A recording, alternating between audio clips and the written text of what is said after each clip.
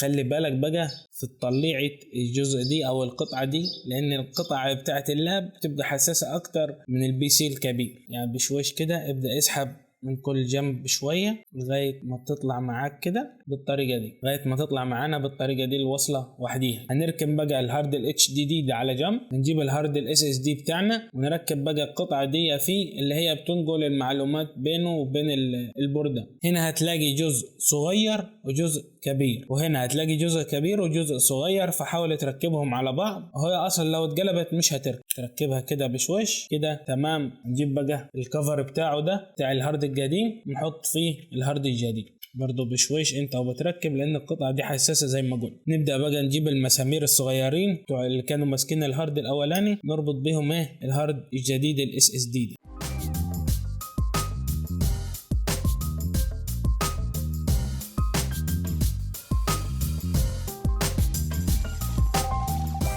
كده خلصنا تثبيت ال SSD الجديد في القاعدة والتوصيلة بتاعته. هنرجعه مكان الهارد القديم كده، هنثبته بالمسامير زي ما كان برضو.